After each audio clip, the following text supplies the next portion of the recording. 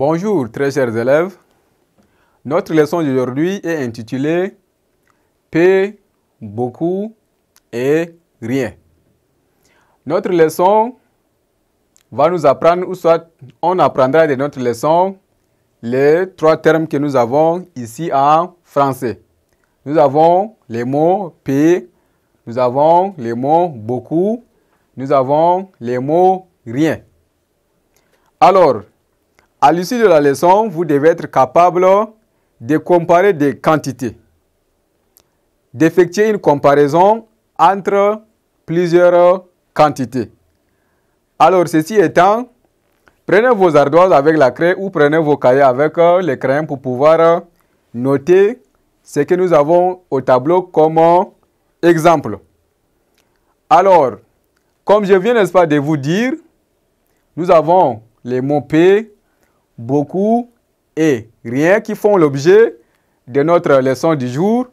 Alors, quand est-ce que nous pouvons dire que telle quantité est P, ou soit telle quantité est beaucoup, ou soit il n'y a rien?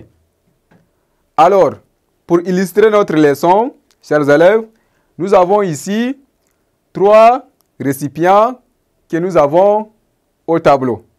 Alors, en observant ces trois récipients, qu'est-ce que vous voyez au tableau ici? Qu'est-ce que vous remarquez dans ces trois récipients?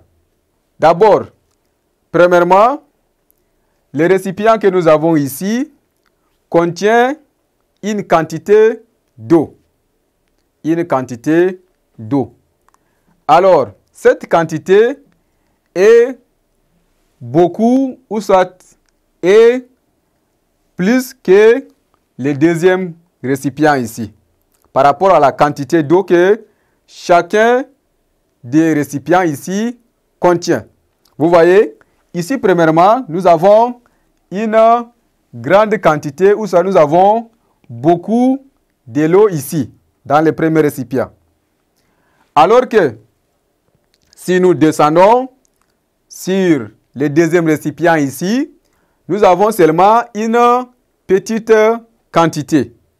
Une petite quantité qui nous amène à dire nous avons peu de l'eau dans le deuxième récipient.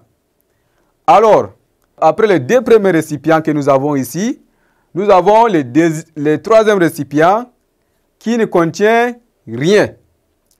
Alors, ce qu'il faut comprendre quand nous parlons de rien, ou soit nous employons les mots rien, cela indique, n'est-ce pas, un vide, ou soit un manque total, n'est-ce pas, d'une quantité de l'eau quelconque dans un récipient.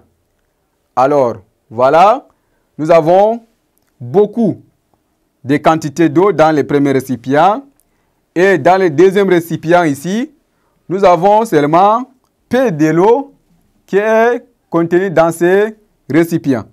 Quant au troisième récipient maintenant, nous voyons que ce récipient ne contient pas de l'eau. Donc, ceci revient à nous dire que nous n'avons rien qui est dans ces récipients. Alors, chers élèves, en résumé, beaucoup, peu, rien, ce sont des mots, ou ça, ce sont des termes qui nous permettent de comparer, n'est-ce pas, une quantité à une autre. Donc, ici, nous avons beaucoup, comme nous avons vu ici, dans les premiers récipients, nous avons beaucoup de l'eau, deuxième récipient qui contient peu de l'eau, et troisième récipient qui n'a rien, comme l'eau. Alors, voilà, notre leçon tire à sa fin. Merci de m'avoir suivi et à très bientôt.